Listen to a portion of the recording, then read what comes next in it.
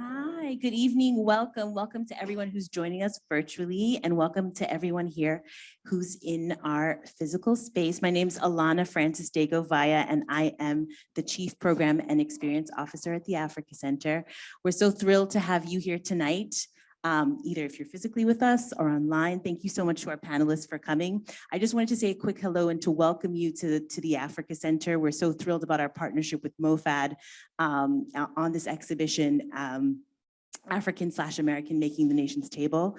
I'm particularly excited about this program because the parallels between music and food. I mean, when you think, for me, when I think about the African diaspora, those are two things that connect us so deeply and in where we can express our joy. So I'm really excited about the program. Thank you for coming, come back, and I'll hand it over to Sari. Y'all can clap.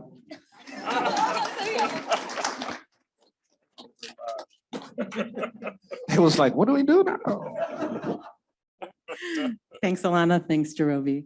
I got your back. Hi, everyone. I'm Sari Kamen, again, the Public Programs Director of MOFAD. Hi, everyone watching virtually. It's great to have you all in person and watching from wherever you are. We're still waiting for one panelist, but she should be here any moment. So just bear with us as we do a little vamping. So I hope you all got to see the exhibition, African/American. It's going to be here actually through the end of July. You're the first to know that we're extending a little bit. So if you want to come back and bring some friends and family, that would be great.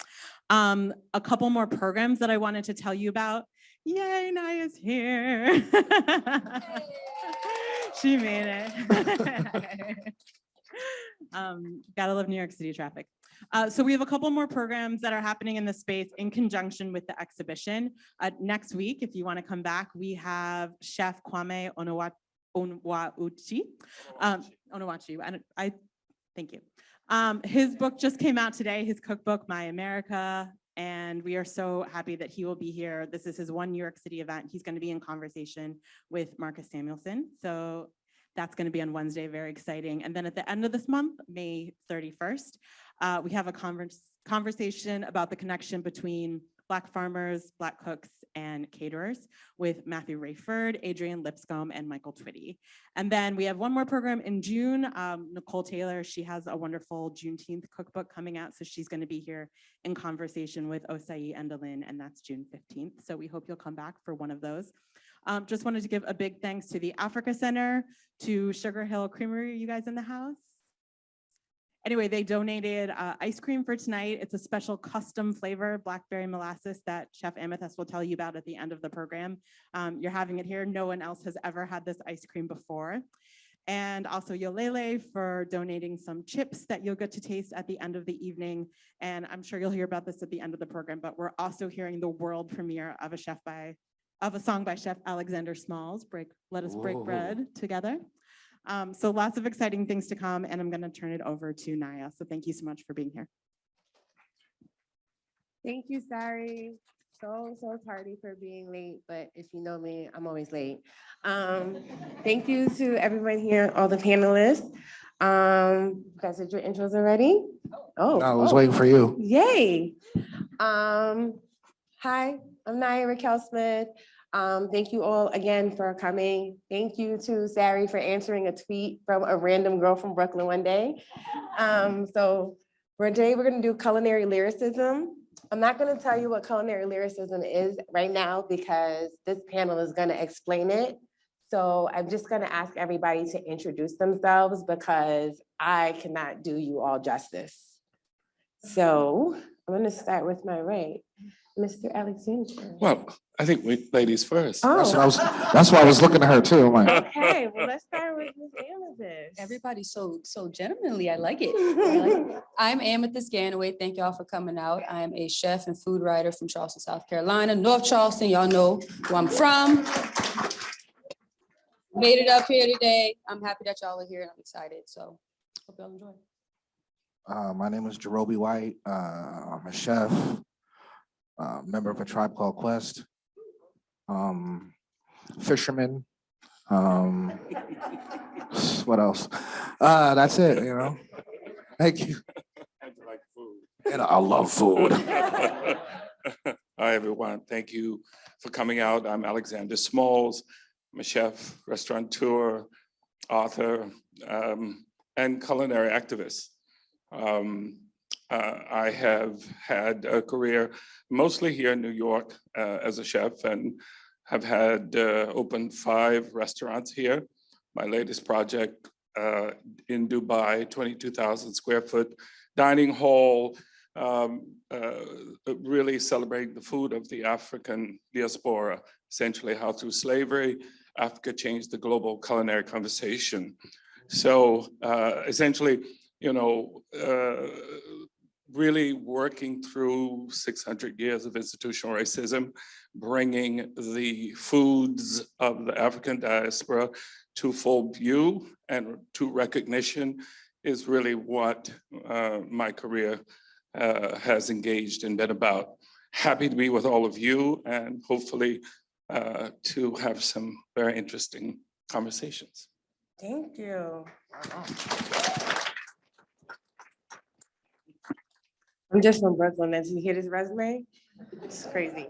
Okay, so let's start out with community and what I like to call breaking bread. And ironically, that is the title of a song we're going to hear tonight. It's also one of my favorite Prodigy from Mobb Deep lyrics. I break bread, ribs. I know the $100 rest. bills. There you go. So I wanted to start off with breaking bread because it's an all-encompassing term. And when we talk about breaking bread, we're mostly talking about community. And these are 3 good people to talk about that with. So first I want to talk about how in the Black community, we talk about health and food and music is very intertwined.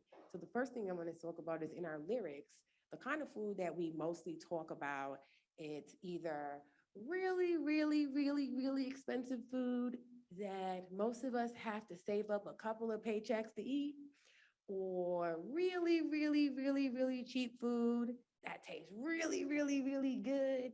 But when we're like older, yeah, you're not, you know, you can't see, you know, it messes up with our body. And so I'm just curious from all 3 of you, since you're all chefs, and the types of foods, everyone cooks here cooks a different food, you know, the impact that you think that and the influence that has on our community.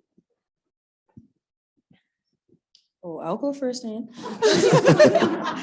Well, you know, primarily I work with Southern food. So specifically, there's really not any way that we can't talk about community and food coming together.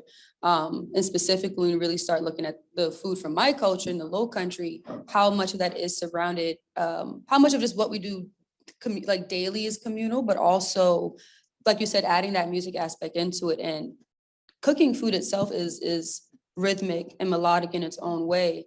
But when you add the sense of community and you get other people with you who are doing it, not only are you, you know, moving together in a sense, but what music does and what food does, like you said, it brings that community together, but you kind of see where it starts to intertwine. And I think that Southern food specifically really speaks towards that sense of community within Black culture and food. Pylon. Culturally, we're both a lot similar. Her family is from North Charleston, my family from Charleston.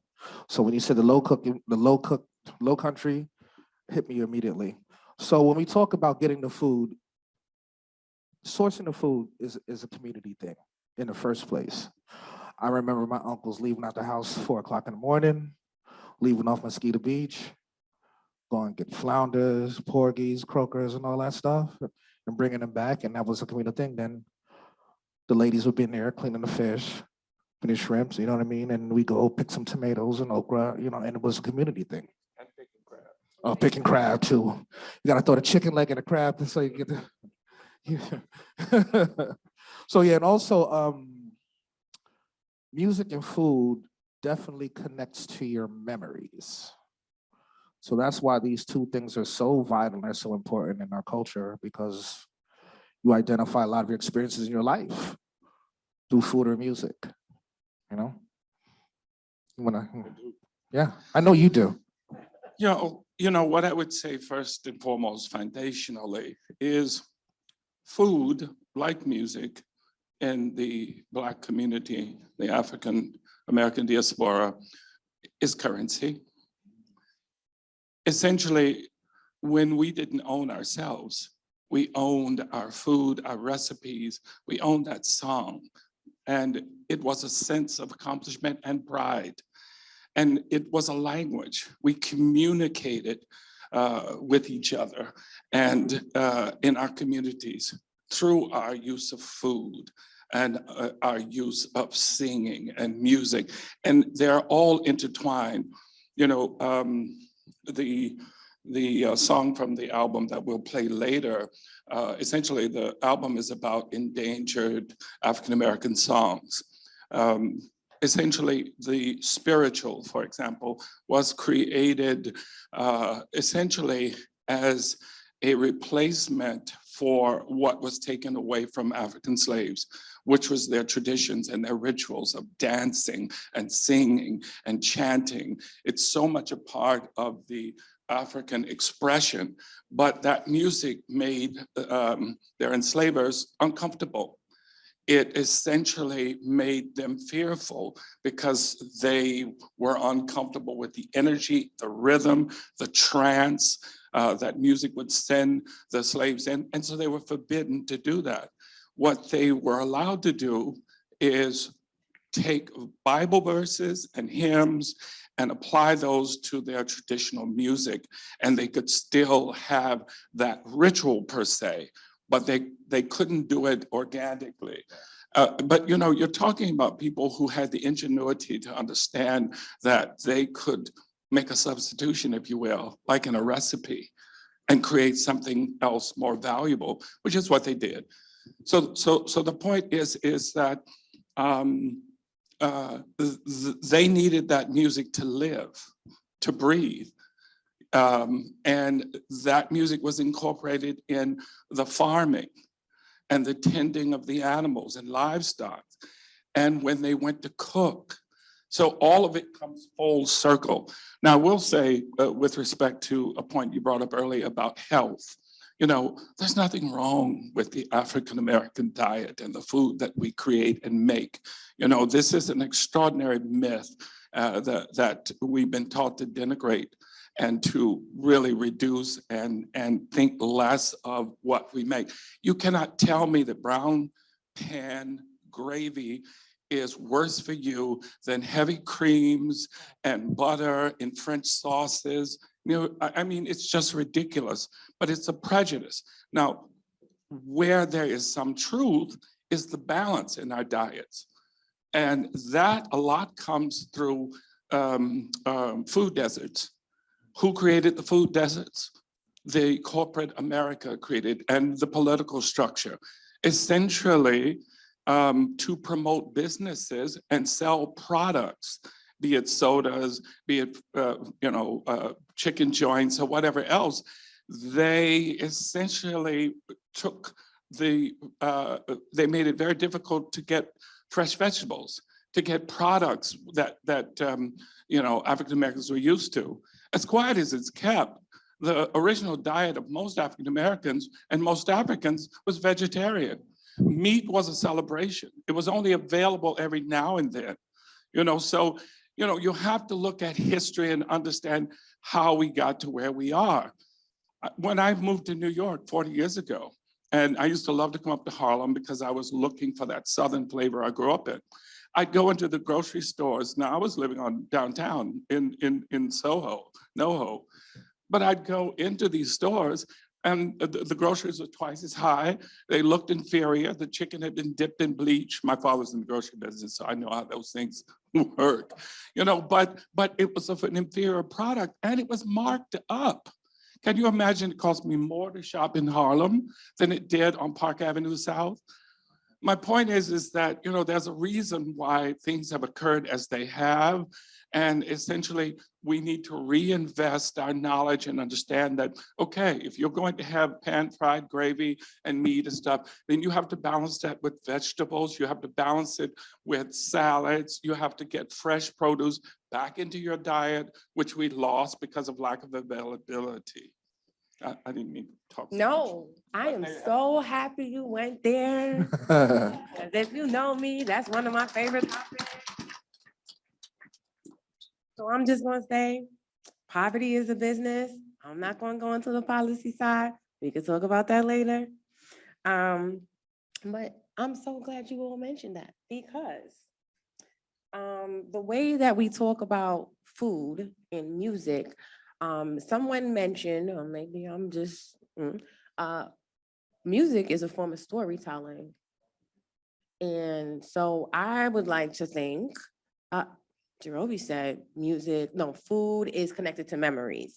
And so I think of that as storytelling in itself, right? And some of the lyrics and something that you brought up, which was the slave songs. I don't like to use the word slave songs, but they're enslaved songs. There's really no other word for me to use. Sorry. One of the songs that really pointed me in the direction. So this research started with hip hop lyrics. So it's primarily hip hop. Sorry for the misogyny and all the ogenies in the program. But I came across the song Follow the Drinking Gourd. And I was like, oh my God, this is a song about direction. Like when you're following the drinking gourd, this is the way for slaves to get to freedom. This is a map. So, double entendre is a word that we often throw around in hip hop, but I think that a lot of the music, not only is it storytelling, but it has a dual meaning. So I feel like food also has that. Can all of you speak to that? The deeper meanings and the secondary meanings. I got a lot of songs in my head right now. And what is a song? I'm going to things that you can think of, or lyric specifically that does that.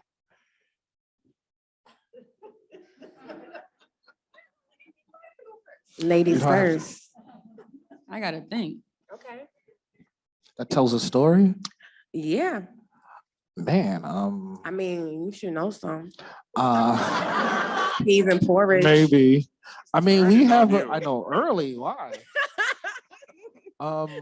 Well, we have a song from a Tribe Called Quest called Ham and Eggs. Ham and Eggs is another one of those double meaning songs.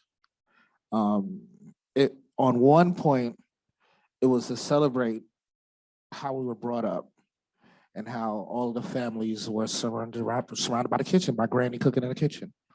That's the apex of all our family units. That's how I learned to cook, sitting at my granny's feet. And on the other hand, cholesterol and all of these things were a big issue in our community. And we just everything that we did, we just wanted to speak to what was real and what was happening around us. Everybody got a auntie with the sugars or high blood pressure or something. You know what I mean?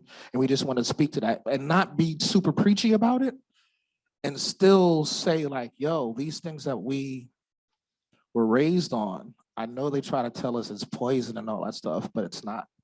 It's the link that takes us back to generations and generations and generations. All of these beautiful people that pass on all these recipes, all these ways of doing things. All the times where, man, I ran out of this, but I know that if I don't have this, I can do that.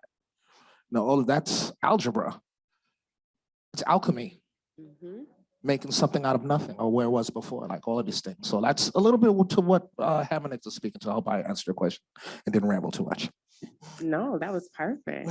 Awesome. Any other takers?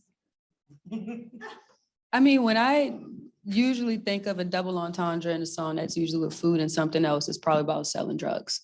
Mm-hmm. That's kind of where my mind goes at because I sell drugs in my head apparently.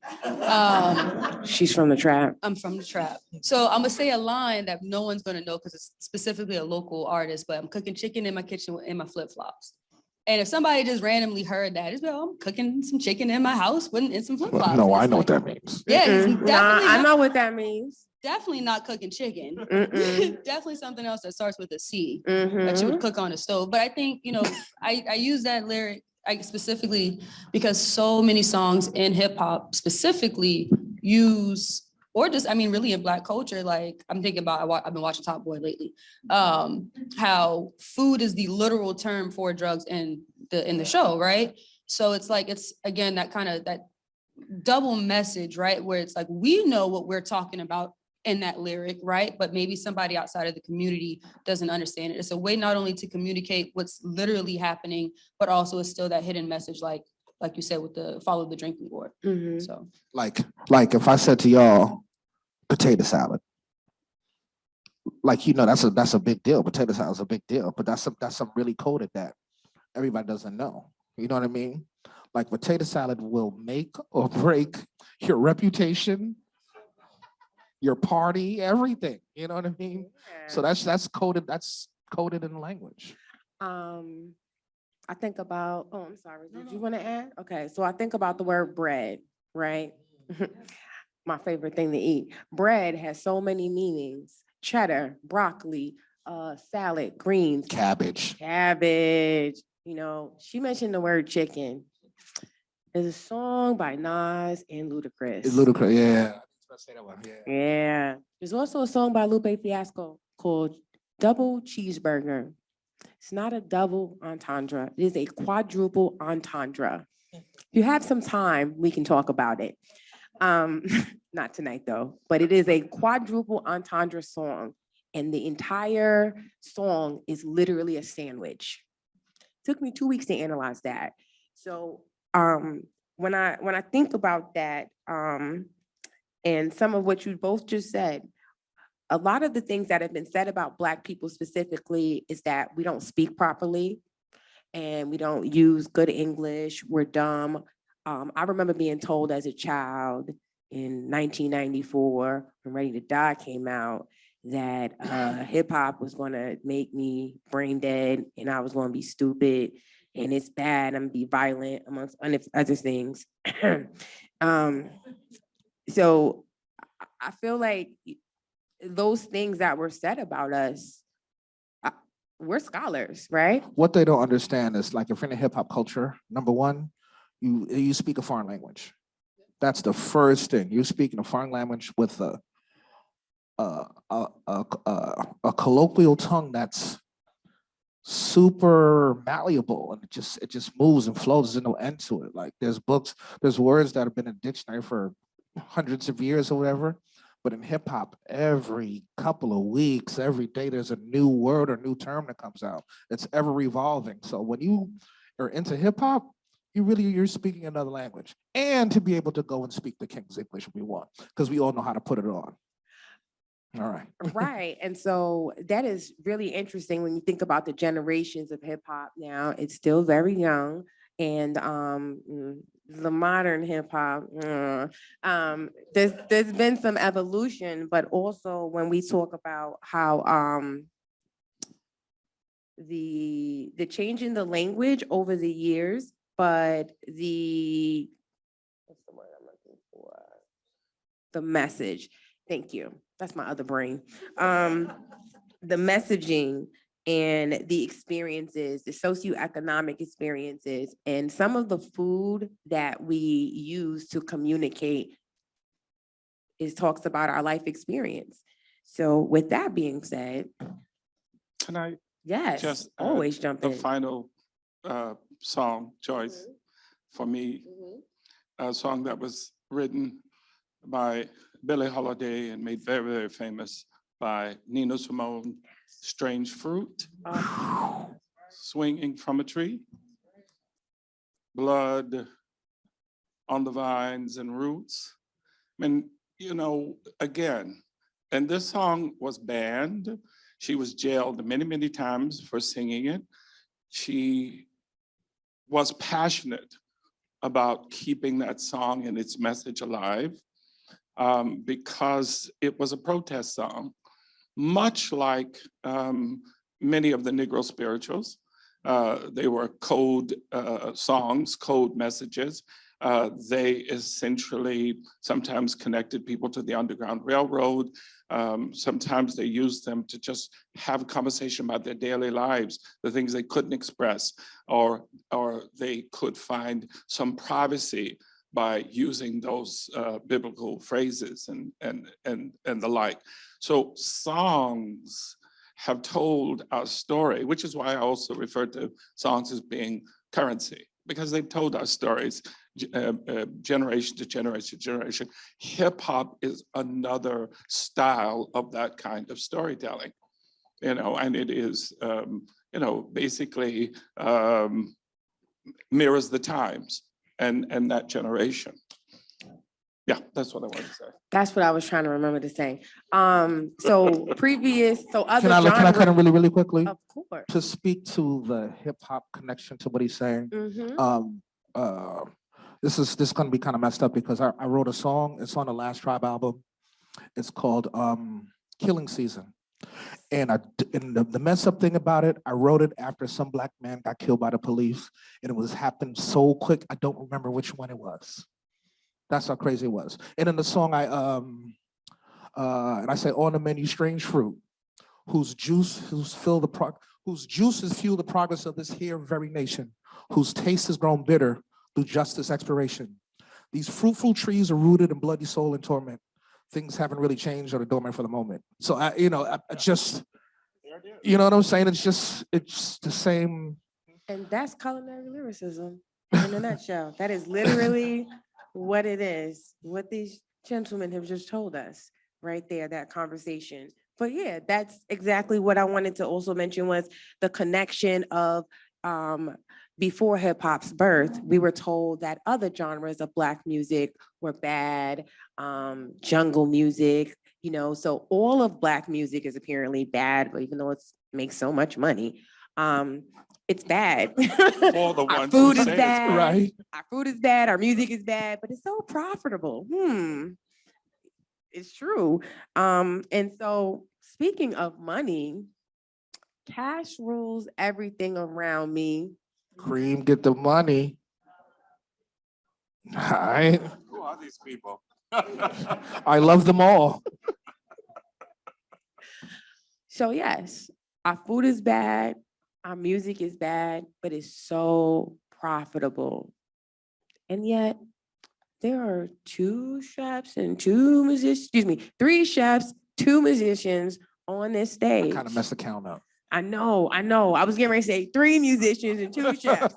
No, there's 3 chefs, 2 musicians on this stage. One is a super musical connoisseur. So I guess you can say 3 musicians, and then there's just me. I want to talk about how music and I would like for you all to talk about how music and food, that intersection has allowed Black people to prosper. Talk about yourself, please brag. Y'all gonna go first. No, you are. I ain't a musician. All right. Well, shoot, I'll tell for me. So my story is kind of interesting because music and food have always been 1 and 1A for me. Usually when people are buying Dookie chains and all that stuff, I went to culinary school because at 18, 19 or whatever, I didn't really think that, I wasn't putting all my eggs in a rap basket, let's just say that.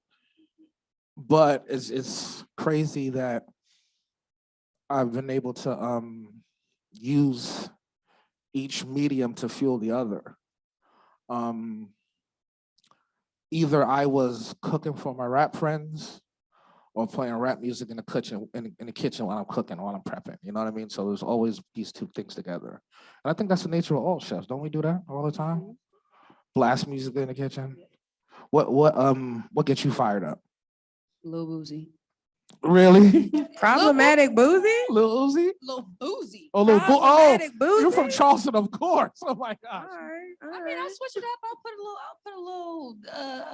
put a Nirvana or something on here and Yeah. there. It just depends on the vibe. If it's a Monday morning, I gotta go in and prep, then it's gonna be a different vibe. But if it's a Saturday night and I'm about to get slammed, yes, I need to be jacked up, so something with some bass in it, pretty much. That's it. Mr. Smalls. Can you pass me a copy of Mills Music? Oh, we got props too. So while he's bringing out one of his many, Bring out props too. I forgot. Best We dressed forgot to say props. What's going author on? here. Author Alexander Well, Smalls. no, I mean, if we're going to talk about it, Let's talk about let's it. talk about it. it. And essentially, my last cookbook, Meals, Music, and Muses. I mean, there it is, all put together, playlists for cooking, playlists for eating, and essentially how I became Alexander Smalls with some photos. My whole life has been about music and food. I grew up my family's also from Charleston, Ain't that crazy? South Carolina. So you have 3 Cousins. Chucktown. from the low Brooklyn. country, Geechee.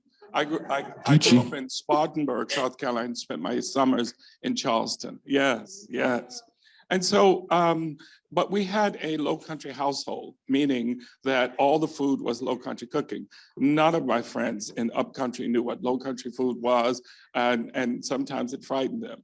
But low country food is essentially the translation of West African food in America. It's just that. And it's extraordinary cuisine, it's regional cuisine.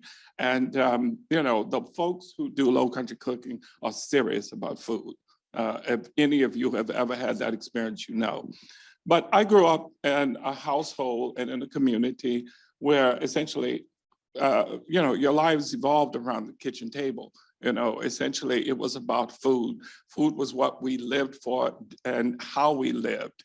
The other part of that for me was music. So, I was a classical pianist as a kid, and I dreamed to be an opera singer. And that was everything to me. And so between food and cooking, that was how, and music, this is how I learned to express myself and how I was educated. I became an opera singer. I performed and sung throughout Europe, lived Rome, Paris, London, performed in opera houses and concert stages. For that, I have a Grammy and a Tony.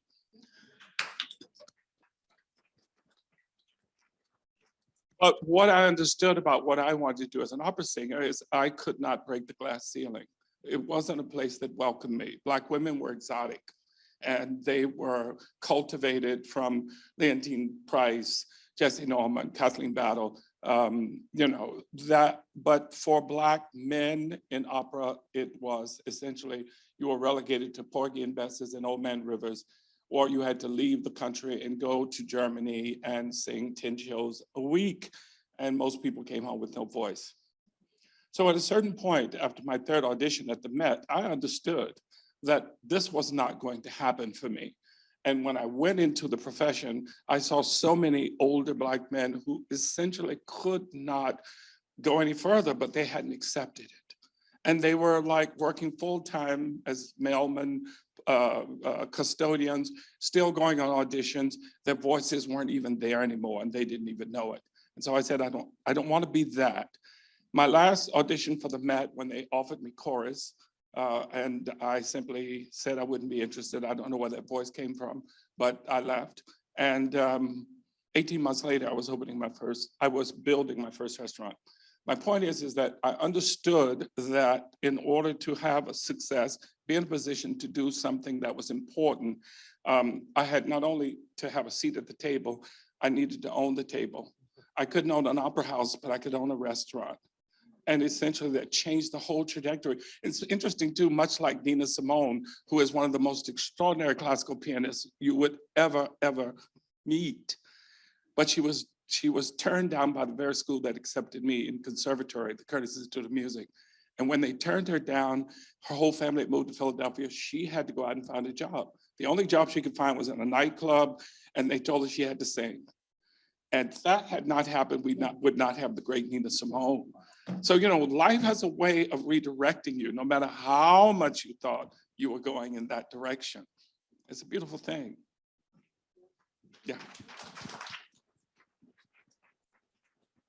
So Naya, real quick. I was thinking, oh, I know, right? I'm back.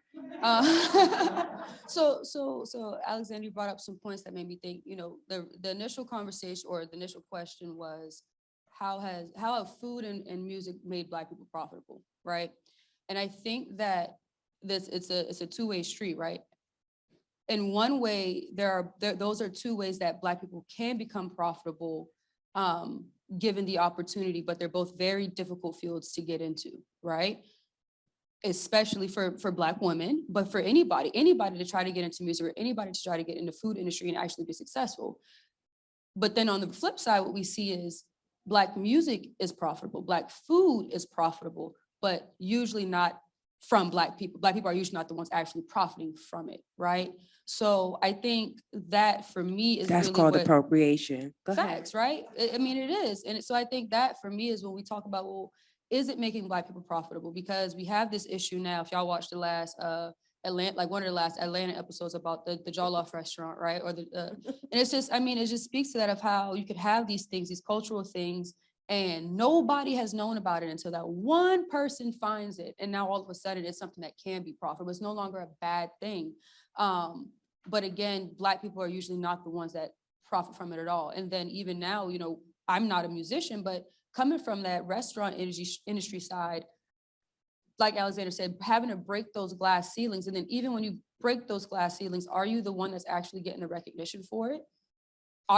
You know, there's plenty of Black chefs right now that deserve to have restaurants, but they don't. So, you know, or plenty of Black chefs, or, you know, or people in the food industry who are working and doing work, but maybe don't get that recognition. They're not the ones getting the awards. They're not the ones getting the write-ups. And they might be busting their tail to get there, but they're not going to be profitable from it. And what you usually see is people who just leave those industries and go to something else. So that was my little piece. Please don't leave food. I No, like food don't. too much. We have to eat forever. Word. So I'm always glad you guys said that. So I'm going to keep saying it. But this question is specifically directed towards Amethyst. As a chef, a professional chef of over a decade, how do you feel when you see people like Saweetie, Meg Thee Stallion? I'm so happy they have these food endorsements. I think it's great. But do you feel that it pigeonholes them and it kind of silos not just those individuals, but Black people specifically into a certain type of food? Because if we notice the type of food endorsements Black people are getting, it's a specific kind. And if I rewind about 15 to 20 years, Black people weren't able to get food endorsements. We were shouting out foods in restaurants, Benihana, Nobu, Arby's, McDonald's, and some of our favorite artists even write jingles for these companies, unpaid, Pusha T, and it becomes, I'm loving it. You know what I'm saying? Yeah. So, But did you hear his Arby's joint? I did, and it's kind of fire. And I It's heard fire. the chicken is cool, so I might get some this weekend.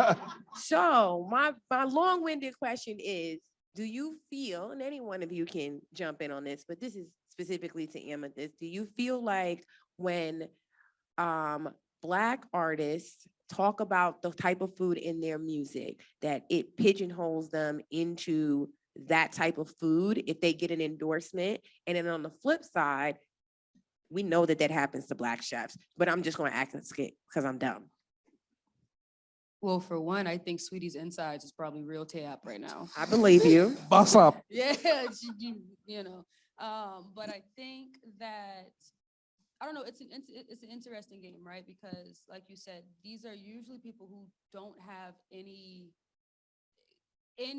idea, anything to be in the food industry whatsoever, right? But I think the reality is that no one who's actually in the food industry looks at these people seriously.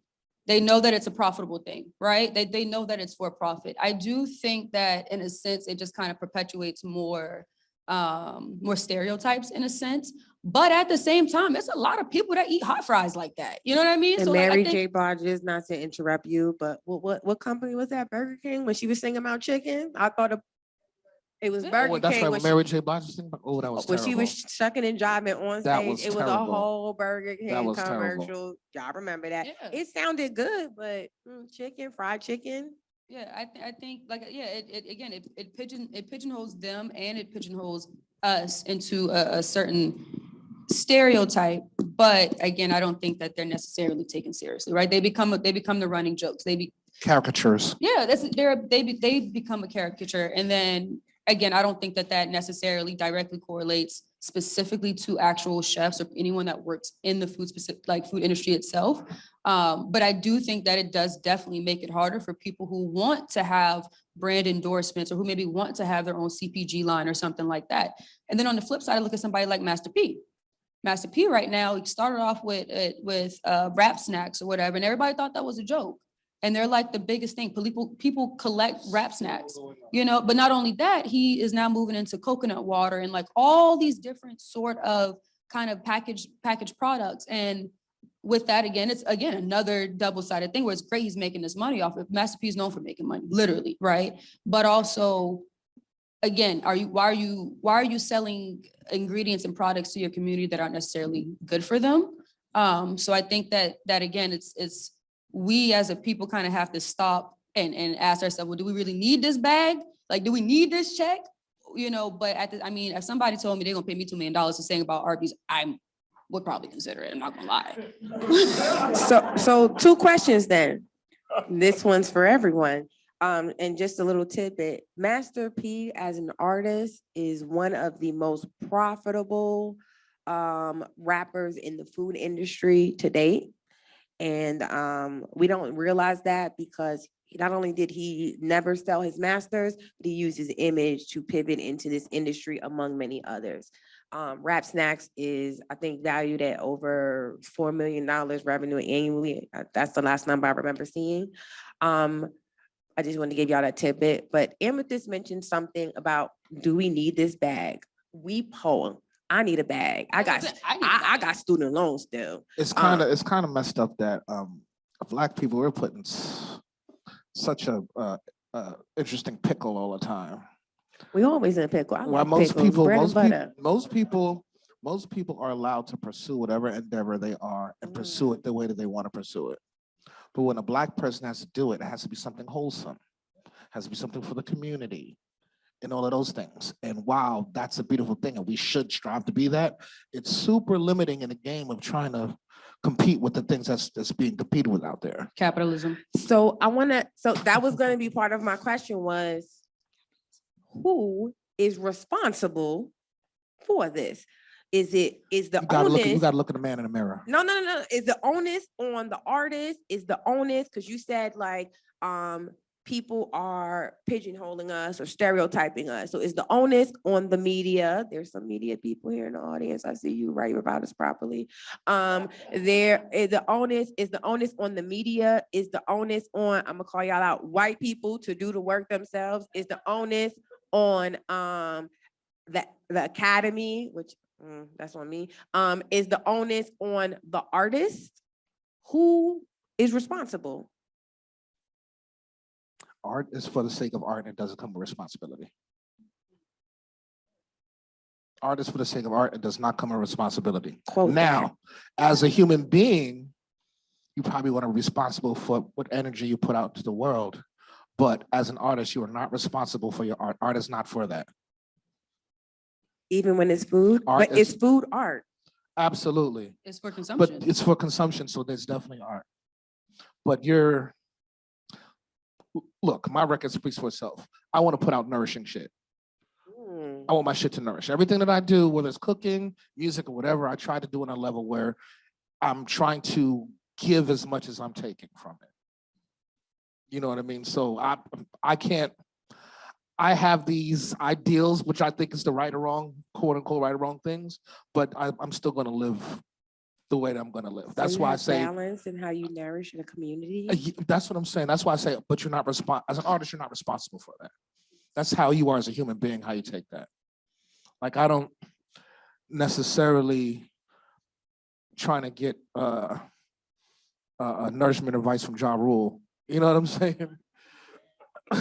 Like, you know, no disrespect to Ja Rule. If somebody is trying to nourish themselves off of Ja Rule, we need to chat after this. He's from Queens too. My bad, fam. He's from Queens too. My bad, fam. I ain't mean it like that.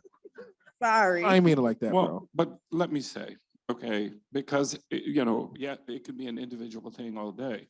But for every individual who says, that's beneath me, I'm not doing that, there's one that will step up and do it. So, you know, it's bigger than that. this is a cultural thing. And this goes back to the people that create the rules of engagement. It goes back to the consciousness of a company that essentially is willing to mortgage the value of human beings, a race of people, whatever, to satisfy, and it's always financial gain. So you have to go to the culture. You have to go to the people who create the circumstances for all of this to exist. Because just like you say, I'm not doing that. And I sit here and go, how much did you say you paying? You know, that 2 million you spoke about, that would get you on stage. I'm just saying, you know, it really comes down to the culture, and that's where the seed is planted and how we end up doing any and everything. Culture, Did you like that we said that? culture. You know what else is culture? Sex. Sex sells, and it is part of our culture. So with that being said. So glad that she put, I'm so glad to look back at my pictures back there. I was looking, I'm like, That was a hard laugh. This is all about twists and turns. Okay. Just know this was not rehearsed. no. None of this is This is off the rehearsed. cuff for real. But in case you were wondering, Jodeci is my favorite group. And sex does really sell. And as you all can see, there's only one woman on this. What? Wait a minute. And Yes. you? Oh, I'm just from Brooklyn. I'm here. I'm Stop just yourself. here. No, I'm We just two and here. two. We I'm a two and bagel. two. I Two and two. identify as a It's bagel. even. I'm here. So no, I just want to say one of my co-panelists is a woman, right? I just want to be very clear, and this is really important for what I'm about to say, because sex sells, okay? And it's really hard to take women seriously in music and food, apparently, unless it's sexual in nature. If we look at many of our cookbooks that feature women, women are often photoshopped to appear more hypersexualized, especially Black women. The Jezebel, for example, we're not going to go into that one now. But even the way that male artists talk about women in the lyrics is usually in a sexual manner. The way that women talk about themselves. One person who I think embodies this unintentionally and also culinary lyricism is Khalees. Okay, so Khalees her picture's not here, but she's not up there. She's not up there. I'm sorry. I'll show you who she is after. You should know who she He is. was like, what's behind, what is behind there? I know, because I want everybody to, What okay, did she put I up? want y'all to see the lyrics, but I know y'all can't see the lyrics. So the first lyrics is, you got stacks like the International House of Pancakes. It's the opening line to Freaking You remix by Jodeci. The International House of Pancakes. That is a really hot stack. She got a big butt. It's fluffy, it's soft. I love it. It's very visual, but I just want to come back around to Khalees because she has, it's just an album called Food. And then she has a song called Milkshake. Yeah. She did a song with Foxy Brown called Candy. All of those songs are very sexual in nature, but her album about food is actually, it does have some sexual innuendo in there, but it also doesn't. And so because sex sells, I want to talk to Miss Amethyst about how, yeah, I'm calling you out because I want to know what your perspective is about how women are sexualized in the kitchen and how women are sexualized in the music industry. That's a lot. Especially as a young Black woman in today's era when abortion is about to be taken away from us. Jesus, that went dark. Okay. It's real Zero life. dark 30. It's real life. It's real life. Okay. So that's a lot. I mean, as a woman in the kitchen, obviously there are a plethora of things that happen, and of course with the Me Too movement, things like that. How can I say this? It is very hard again to kind of remove yourself as a woman when you hear those lyrics, because I hate to say it, but some of the songs be slapping, right? The songs slap, really the songs do. slap. But, you know, I guess it's one of those things where it's like, well, this person ain't talking about me. So, you know, but at the end of the day, it is a bigger issue. So Jarobi, you brought up the fact of how we play music in the kitchen, right? It would be remiss of me to act like I said, like we don't play Jodeci Freaking You or something in the kitchen, right? That's usually a good jam to actually play in the kitchen. I don't know how to really verbalize what I'm trying to say, I guess. It is it's a weird kind of dichotomy to have to kind of maneuver in either space, right? As a woman in the kitchen, you literally have to learn how to maneuver yourself in a certain way, how to respond in a certain way. You know, do you accept the little jokes that are made and the comments that are made, or you know, obviously things escalate and get worse than that. But then also, you know, kitchen culture itself is very raunchy. It's raunchy. That's why there's is- no HRs in restaurants, bro. It is disgusting, right? And it's It would be kind of- over tomorrow. literally. I mean, and especially when there's not as many women than men in the industry, it's kind of like you said, there is no HR necessarily, right? So you could say all these things, whatever, but at the end of the day, you still probably got to go to a man to have whatever issue resolved, and it's usually going to result in you being fired or laid off or whatever the case may be, reprimanded in some sense. But kitchen culture itself is extremely raunchy. And as a woman, what I've had to learn how to do is just, you kind of have to be raunchy back in a sense, right? But should you have to do that? I don't think so, because I've worked in kitchens ran by women where the atmosphere is completely different. So I think that there is some sort of, again, it's a bigger issue, right? It's a cultural issue. It's not something that is just something that we find within food and music. It's something that we find everywhere, where women are hypersexualized, where Black women specifically are hypersexualized. And I think that because there are so few Black women in the industry, in the food industry, and really in the music industry, like you said, that don't have to kind of sell themselves in a sense, that it does make it a lot more difficult. Did I answer your question?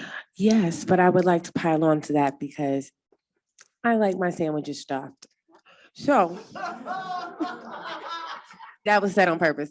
To add on to what she just said, right? Women in the kitchen, and this one I'm going to redirect to the men on the stage. Oh, wait, because I want to make a point here with something that Jarobi said earlier, which kind of speaks to something that you were saying. You know, there has to, I guess, a qualification and a distinction about what is art versus what is real life. And as art, can things exist in its own world without rules, if in fact we accept it as art?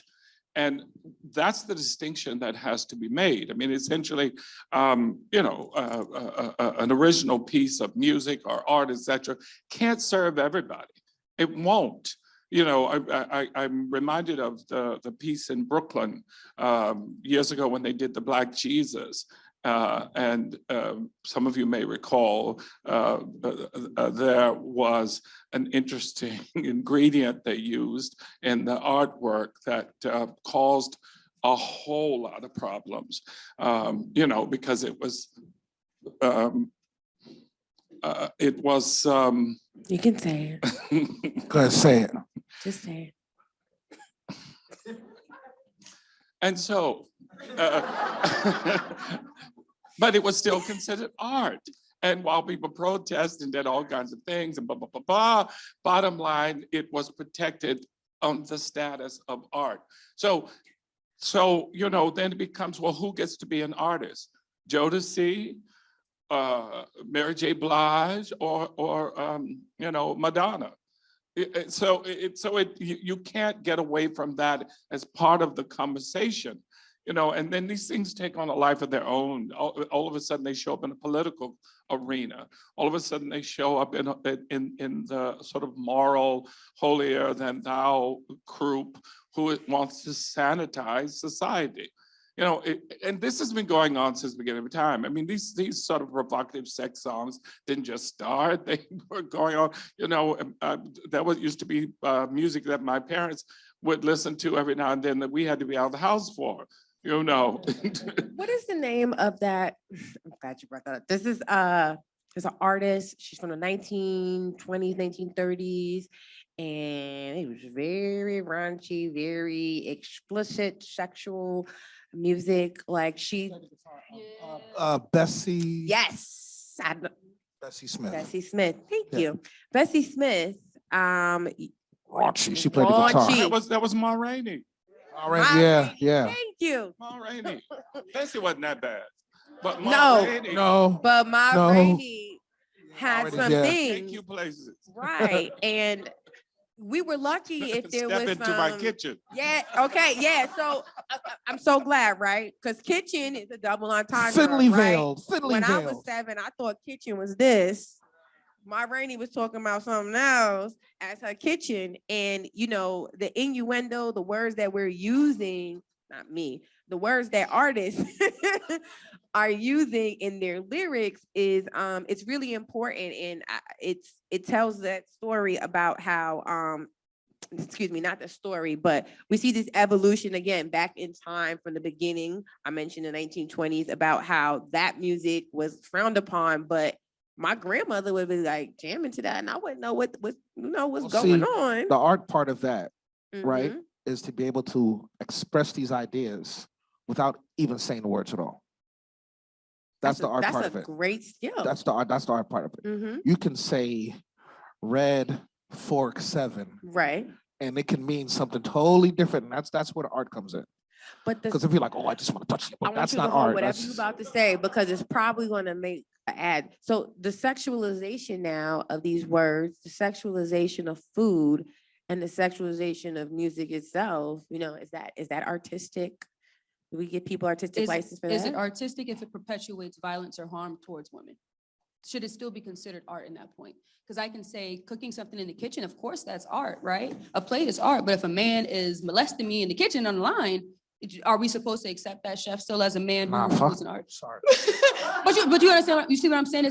No, because I take it to a person because in my restaurant experience, what I've noticed is that if I have a woman in the kitchen, whether she is of position or perceived position, the men kind of act differently when there's a strong woman in the kitchen. It kind of keeps things in line. It kind of keeps it balanced. So I mean, I always have a woman in my kitchen to keep it straight. Because dudes, an all-man kitchen, it gets ridiculous. Well, but It gets it's childish. also- It gets high school. It's a very right? masculine environment. You know, it's male dominated. You know, unless you soften it with women. But Without women shouldn't question. have to be the one softening in the kitchen. A man should already be able to. All right, that's a whole nother conversation. Wait, It is. Because the nature of what we do and what we are, we're mercenaries.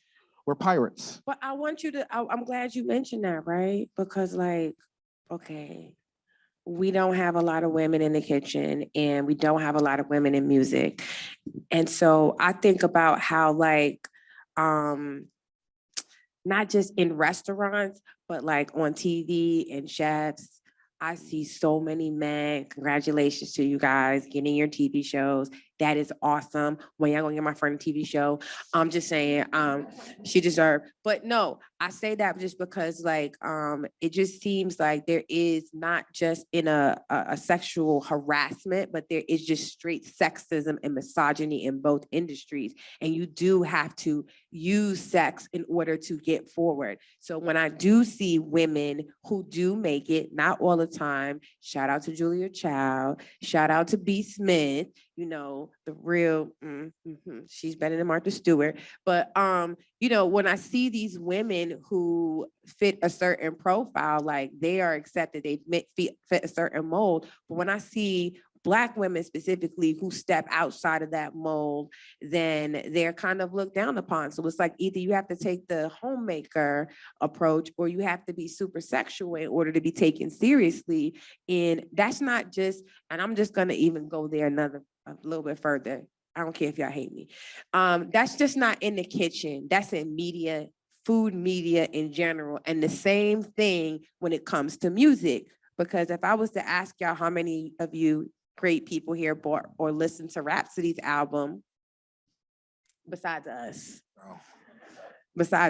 I mean, I just think that that number is really low. She, No Name, No Name only got to where she was because of the J. Cole incident. A lot of people don't know who she is, but she falls into this sex sells, right? These people are not, they don't sexualize themselves. They do have the same lyrics. These are people, did y'all know that Mia X is a chef? Yeah. See? You know what I'm saying? Like there's all these people who crossed over into other areas or who crossed over into food, and we don't get a chance to talk about them because they're not sexualizing themselves. And so, yes, we talk about in the kitchen, in the restaurant specifically, but there is other areas of food where women are not seen. So, why is that? Why is the onus? What are men gonna do about that?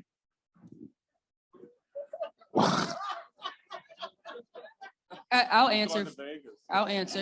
I mean, coming from, again, restaurant and food culture, period, is just, it's just the same way we ask or have to unfortunately ask white people to step up and be the change you want to see and all these other things. Unfortunately, you got to ask and expect the men or anybody that's in a position of power, other women as well, to, if you want these things to change, then change it. That's really the only thing that I Be the change you want to see. It's a lot of pressure though, because as a woman, you kind of be like, every woman has to be like Jackie Robinson. You know what I'm saying? That's a hard task to try to take on. You know what I mean? So I don't know. I know for me, like, hey, you can work in my kitchen. It's all good. Like, so. But yeah, But I think these are societal issues. They're not married to the kitchen. They're not married to the office exclusively. These are societal issues.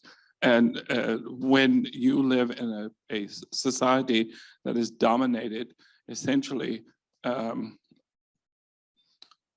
by white male entitlement, and women are created as second-class citizens, and essentially, I mean, again, we look at our history. I mean, we all know that enslaved people, it took forever for them to vote. But I mean, women went through the same thing. Women were considered the property of their family, of their fathers, then turned over to a husband who owned them. I mean, so this is not something that is married to the conversation of restaurant kitchens or anything like it. It's symptomatic in that space, but it starts foundationally in our society. So, it doesn't change in these places because we want them to change. It has to change. The cancer is in the society, it's in the DNA. That's where you have to change things, just like the hate we're experiencing and white supremacy and this whole, this whole experience in Buffalo. Essentially, the fact that,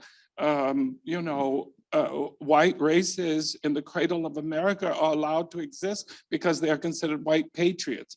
I mean, if they had been anything but white, they would have been wiped off the face of the planet. Had they been anything but, essentially white racist men in our breadbasket. And this is the thing. I mean, we have a whole Republican Party that won't even deal with it. So, I mean, I can respect the whole idea about the kitchen, but it's come out of the kitchen. It's coming from the house. It's the foundation of our society that has to change. Then we can really talk about real change. Sorry. I broke it. I like this. This was perfect. And so now it's time to change. Let's have a Q&A. So how many, Sari is going to come here and assist us with the Q&A. I'm gonna do just in. If anyone has questions, you can just raise your hand and then we'll have someone come over with the mic. So if you don't mind just waiting for the mic so the people listening on Zoom can hear you as well. And we'll also check in and see if anyone watching on Zoom has a question. Thank you. That.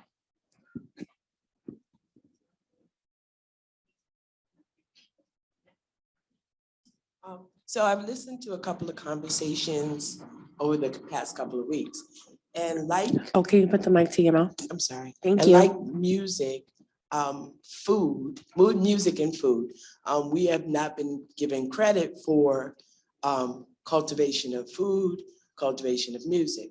So what do you think about the idea of reparations for food and for music as well? Who's supposed to answer that one?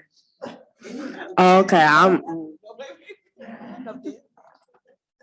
sorry. Thank you. That was a great question. I have a mouthful. That's why I was like, who you want to answer that? I think, don't quote me on this one, that just like any conversation, unfortunately, around reparations, it's a difficult conversation to have, right? It's a hard conversation, but absolutely, we aren't credited in either sense. I'm going to take our Low Country Gullah Geechee foodways specifically, for example, right? Whereas literally that is the cultivation of what American quote unquote food is supposed to be. Facts. Right? And why has it taken, we've been here 400 years, right? Plus, why has it taken until 2022 for somebody like Miss Emily Mega to get a cookbook, right? These aren't things that, because it's not unknown that Gullah Geechee food or Black food isn't the cradle to American cuisine, because if I can go and look online right now and find a recipe book or receipt from 1812, and I can look and it says it's literally a recipe from their enslaved, blah, blah, blah, blah, blah. And it's in the books, right? It's just people choose to ignore what they want to. I think that it's difficult to, I wouldn't call it reparations necessarily, right? I think that in that sense though, that Black people should be giving more opportunities, not necessarily just giving them, right? But just be given the opportunity to succeed and be as successful as people who have profited off of them already. It's, for example, everybody 2020 was Black Lives Matters. We gonna get people out here. We want your representation. We want y'all's voices to be heard. And 2 years later, everything is dried up. There's no longer people reaching out. No one has reached out about Juneteenth. No one really cares about Black History Month, and even then it's like, oh, we're only gonna talk about certain things, certain topics. Nobody wants to have the hard conversations. And because nobody really wants to have the hard conversations, and it's easier to slap a different face on that cuisine because they think it'll sell better, or maybe propositioning certain people to be the face of Black food or Black music. Again, like we were saying earlier, it makes it kind of difficult to be able to kind of have that real proper recognition and real proper repayment for the work that has already been done. And unfortunately, I think we can only try to get the proper, recognition and payment now for the work that is still being done. Some people might not like that I say that, we don't, I don't want to call it reparations, because I think it's something bigger than that, right? Like, and it's impossible to, it'll be impossible for anybody to pay us back for the cultural contributions we've given to this world. Or but put a monetary value. Or put a monetary value Yeah. on it, right?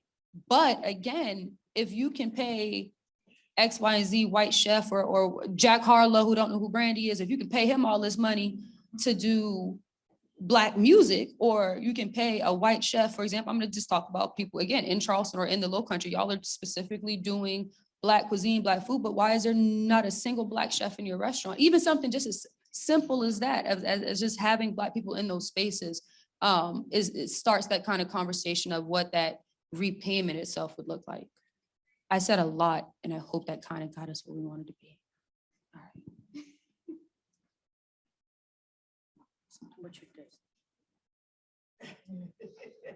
This is a whole panel by itself, this reparation, I'm gonna let you know. Yeah, that's You know what a I'm saying? whole- Because isn't the root word repair?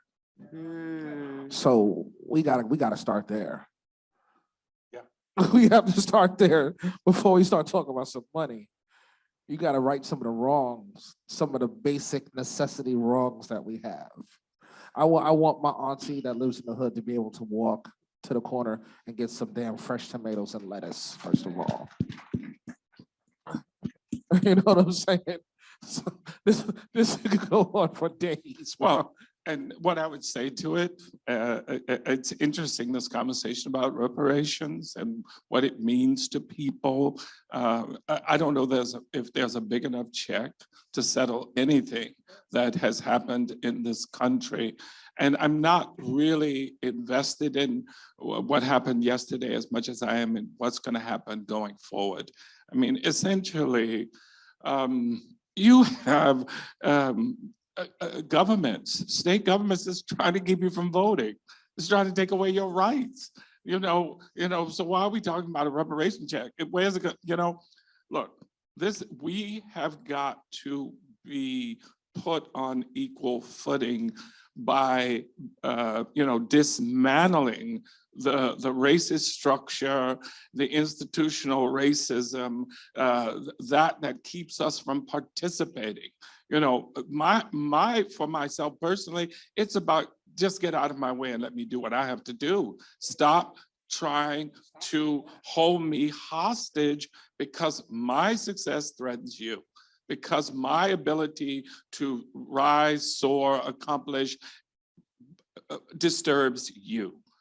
And that also feeds the MAGA-vates, that sort of, because that's what they're for. They're there to make sure that we don't make strides. We are going to replace them, and every immigrant that gets off a boat or plane or swims across here whose skin is darker than theirs is a threat. I mean, for me, I would trade reparations in for addressing all those issues and putting us on equal footing and our children and our children's children so we can get on about our business. Sit back and let us get 3 generations of a head start on y'all. See what happens. As a grandchild of immigrants, yeah, our reparations doesn't do it for me.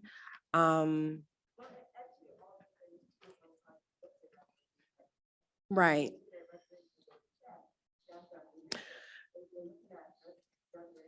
Absolutely.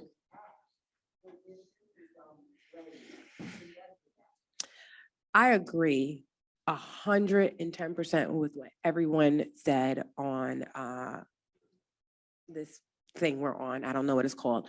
And what you just said. I think my biggest concern is you talked about structural racism and systemic racism. The United States government is not trying to let people who look like me, you, and you, unless you live in a certain zip code, they don't want us to eat. The United States government, if you decided to one day accidentally or because of your environment did not have the resources and support. Matter of fact, if you went through the foster care system and you happen to have a child because, foster care sucks, and you accidentally make a mistake, as people do all the time, and you go to jail, when you come out, do you know you only get a limited amount of food stamps? If you're lucky, and they only recently changed the law, there's still 3 states that do not allow convicted felons to receive food stamps. So how are you supposed to restore and repair your life, right? If you're constantly in jail, constantly in captivity. So how can we ever receive reparations? No, I don't think that there is anything that can restore the continued oppression that Black Americans, the descendants of Black Americans, the descendants of Latino Americans have received, and I group those 2 people together because some of us look alike, and we usually do experience the same exact things, especially in New York City, stop and frisk. There's nothing that they can do, no amount of money. So unless you, I'm sorry, really even the playing field, I don't really think that there is a way to provide us with reparations. I think it's almost impossible. You literally would have to dismantle this country. Okay. Next question. Hi, First of all, I'd like to thank each and every one of you. This has been fantastic. When we were talking about earlier hip hop as a colloquial language, what struck me was when you had mentioned many of these artists utilizing food as a means of like this double meaning, like a code. Do you think that this is correlated to the history of slavery and how slaves had to rely on code, for example, to survive? And everything about hip hop is rooted in slavery. I'm sorry to cut you off. Yeah. Everything in America is rooted in Everything slavery. in Everything America. in America is rooted in It slavery. stems from us being able to speak freely Yeah. without massive busting us in the head. Well, especially when we had talked about the kind of the hidden meanings and messages and codes of, of milkshake. This could mean so many different things. So like what struck me was, there has to be a correlation between like history, slavery. And I'm gonna say it's not just slavery. I think it's just Black culture, period. Oh, interesting. Yeah. Okay. I think we need to stop that. This is the thing. So many people think that Black American history specifically starts with slavery. We got culture before we came over here, before we got brought over here. And I can guarantee you that there are songs that people have sung for however long we've been here that still have coded messages. I think that's just it's art, right? At the end of the day, art can never be just one thing. So while yes, I think that there are a lot of things that are specifically rooted in, the transatlantic slave trade specifically, I think we need to try to change that narrative and start remembering that, like I said, these are things that we've been doing. It's more than, yes, it is, the coded messages again is, like you said, is really just, it's not for white people. It's literally something that's just for Black people, or not just Black people, but No. Can I stop you there? yeah. You do know hip hop is a culture. It's not just Separate from Black it's culture. separate from Black culture. It's not just a music thing. It's how I can walk down the street and see my kinfolk. I don't know him. I've never spoken to him before. By the way he's walking, by the way he dresses, by his gait, by the way he speaks, I know he listens to hip hop. And it's deep. It's because I'm hip hop's age. You know what I'm saying?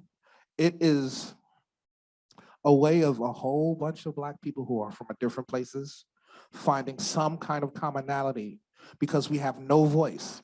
And in order for us to be able to hear each other, we had to invent something that was in common. So that was hip hop. Second thing is, when you listen to hip hop, you're eavesdropping on a conversation. You're eavesdropping on a conversation. Yeah, we say that hip hop is for everybody, but it's not really. It's not really. It's us talking to us. And if you happen to hear something like that, you can't really say shit about it.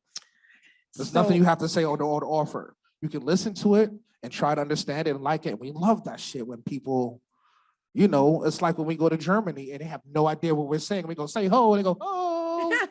Like, you know what I mean? We love that shit. But please understand that you're eavesdropping on a conversation. That's the first thing you should understand. Okay. Toni Morrison said that when she writes, but she wrote specifically for Black people. If you are not a Black person, you happen to read her work, great, enjoy it. But she wrote specifically for Black people. And I think that so much of our culture is that way. You get to be a part of the experience, but you are not a part of the culture necessarily, right? So you're not going to always necessarily get everything in there. You might get it, but you're not really getting it because it's not necessarily for you. So I'm gonna say one thing and then Don't be mad at me for saying that. I'm gonna Like, get it's in not personal trouble. shit. I'm gonna get in trouble because somebody already gave her the mic. I'm sorry, I didn't call on her. But that's the last question. You got the last question in the that beautiful red blazer. You got the last question out. Hey. So the last thing I'm gonna say to you is that you have to think about hip hop and the language. Remember, I talked about evolution. Hip hop is I want to call it like a great grandchild, right? So hip hop is the grandchild of jazz, blues, soul, funk, rock and roll. All of those things together is what gives you hip hop. So it's not just break dancing. It's not just the rhymes. It's not just the art. It's not not art, the graffiti, and it's not just the clothes. hip hop is the love child. I want to call it a love child. It's the love child and the potpourri of all its predecessors of Black music. So yes, to answer your question, it is an evolution of the entendres, the innuendos, and I'm happy to talk about that with you more in depth because it goes into etymology. Let me step on that right quick. Okay. Just like if you go to France, there's French literature, there's French art, there's French music, there's French cuisine. Hip hop, you got to treat hip hop the same way. Once people start understanding that, you'll be able to kind of have a better communication because you're speaking to a foreigner. You know what I'm saying? You're speaking to a foreigner because we speak different languages. I could come up here and rattle 10 words off you like, what the hell did you just say? You know what I mean? So you have to really think of it like that. Not just some it's not just for the sake of words and stuff like that. Some of these ideas, these thoughts are like really deep and rooted in some serious stuff. Let me just say this, Mhm. and we're done with it. Mhm. Hip That's hop, also hip hop to continue. and hip rattle hop, on. hip hop is the love child of bebop. That was the other one.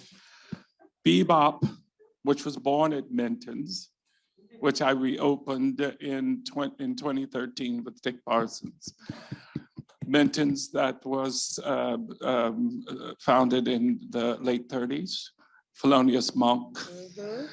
They laid the foundation, and that was called the devil's music. Why was it called the devil's music? Because it made people, just like the African chants that the enslaved, bebop made the established white folks uncomfortable, and it wasn't allowed to be played in the jazz clubs because it had no specific rhythm. It was free falling. They freed the structure. They freed it completely, and so they would come after playing in Midtown, all the jazz clubs. They would come to Minton's, and they would be there all night, and their pay was they would be fed for free.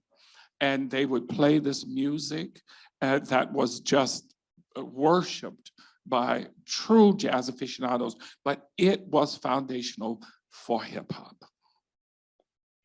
Thank you. All right. Yes. Real quick, because she's the last question, and then we're going to wrap up and listen to this world premiere.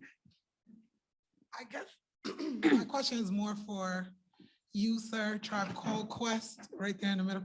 Jarobi. Jarobi. Thank you. Thank you. So earlier you had said that you felt like art for art's sake is not the artist's responsibility.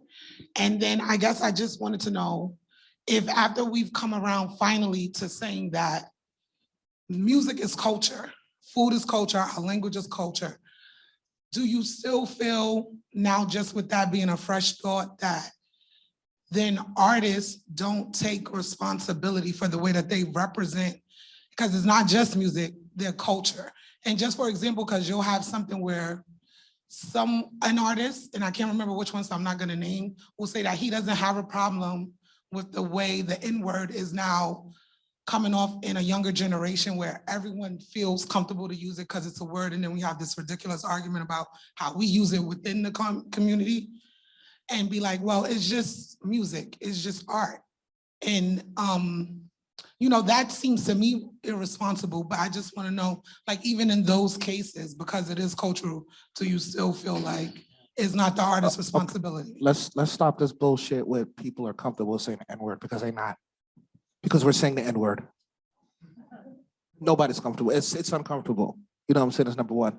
And number two, are you going to say the same thing about Salvador Dali, Robert Mapplethorpe? Are you going to say the same thing about those people? Like they're freaks, and they're in their art. It's subjective, like, you know what I'm saying, in their art, and they do things that you're like, oh my gosh. Like the one dude, he makes scat paintings. You know what I'm saying? Is that being responsible? Like, it's the same thing. You have to hold each group the same to the same light. You know what I'm saying?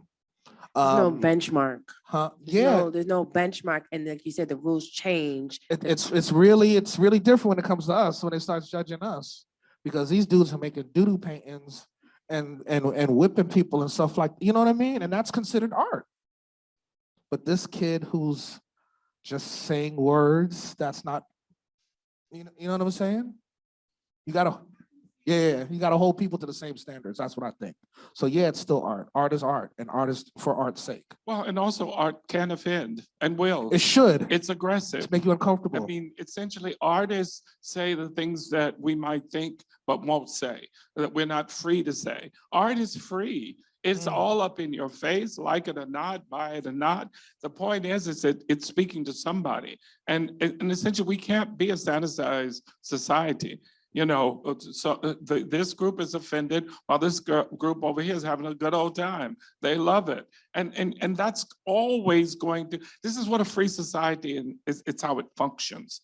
You know, you can choose your friends and your world, and you can make sure that those things that offend you are not in your personal space. But you can't do that for the world. You can't sanitize, you know, and we have to be very clear that we create art. We create artists. It's not going anywhere, you know? So, you know, if you're not comfortable with something, then you have a right not to be comfortable. You don't have the right to sanitize it. If you want to outlaw, or if you want to choose not to have an abortion, you make that choice. But you don't have the right to make that choice for everybody. And that's what we always have to keep in mind. Otherwise, we end up really with dictatorship. Please go vote. So with that being said, we're going to close out the show and listen to this beautiful world premiere. Yes. Thank you so much for gifting this to us.